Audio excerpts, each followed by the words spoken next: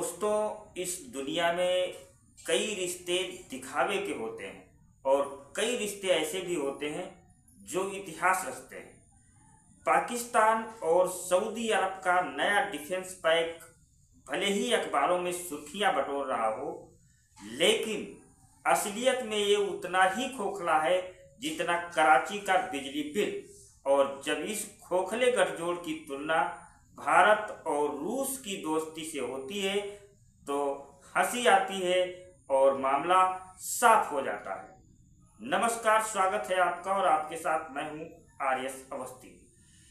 पाकिस्तान और सऊदी अरब ने हाल ही में डिफेंस समझौता किया। कहा गया कि किसी एक पर हमला होगा तो इसे दोनों देशों पर हमला माना जाएगा। सुनने में तो बड़ा भारी लगता है, लेकिन असलियत में सवाल ये है कि अगर कल ऑपरेशन सिंदूर पार्ट 2 शुरू हो जाए और पाकिस्तान को बचाने के लिए सऊदी अरब से मदद मांगी जाए तो मोहम्मद बिन सलमान अपने फाइटर जेट्स भेजेंगे? बड़ा सवाल है। सच ये है कि सऊदी का 90% सैन्य साजो सामान कहां से आता है? अमेरिका से।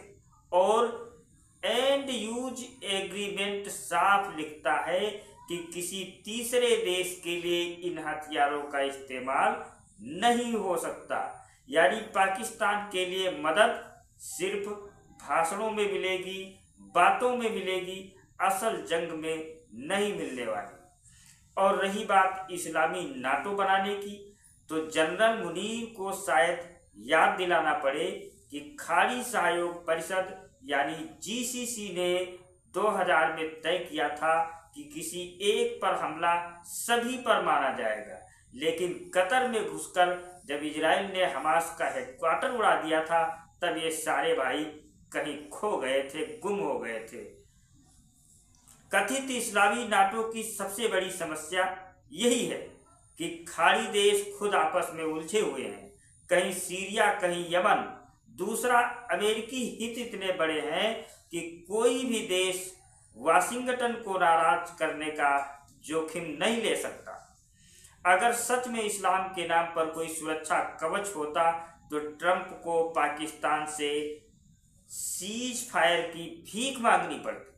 व्यंग यही है कि पाकिस्तान हर बार खुद को इस्लामी दुनिया का नेता समझता है, लेकिन असल में हालत ऐसी है कि तालिबान ही उसकी आर्मी की कब्र खोद रहा है।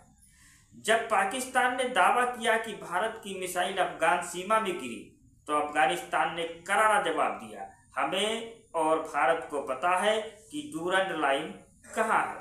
यानी जिस अफगानिस्तान को पाकिस्तान अपनी पिछली जेब समझता था, वही अब भारत की भाषा बोल रहा है और भारत का दोस्त बन रहा है। भारत न केवल मानवीय मदद दे रहा है अफगानिस्तान को, बल्कि सांस्कृतिक साझेदारी भी मजबूत कर रहा है। और यही कारण है कि काबुल और दिल्ली के बीच विश्वास बढ़ रहा है और पाकिस्तान का रणनीतिक गहराई वाला सपना कब्र में कहीं सो रहा है।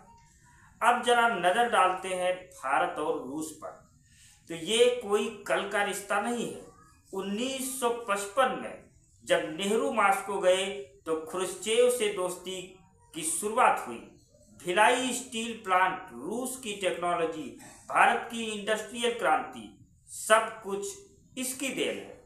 1962 की लड़ाई के बाद जब भारत अकेला पड़ रहा था तब रूस ने मदद का हाथ बढ़ाया। 1971 में इंदिरा गांधी और ब्रेजनेव ने फ्रेंडशिप ट्रीटी पर दस्तखत किए। पाकिस्तान प्रेमी निक्सन ने जब बंगाल की खाड़ी में 7वां बेड़ा भेजा तो ब्रेजनेव ने व्लादिवोस्टोक से न्यूक्लियर सबमरीन रवाना कर दी और अमेरिकी चाल धरी की धरी रह गई। 1986 में राजीव गांधी और गोरबाचेव ने दिल्ली घोषणा पत्र पर हस्ताक्षर किए। पूरी दुनिया दंग रह गई। गोरबाचेव ने साफ कहा कि भारत की अखंडता पर कोई खतरा आया तो सोवियत संघ चुप नहीं बैठने वाला। क्या कोई पाकिस्तान, क्या कोई इस्लामी नाटो? इस बयान के सामने सब के सब बौने थे। आज वही सिलसिला पुतिन और मोदी की झप्पी में भी दिखता है। रूस से तेल आयात चरम पर है। लेकिन अमेरिका चाहे जितना दबाव बनाए, चाहे जितना चिल्लाए, भारत अपने फैसले खुद करता है।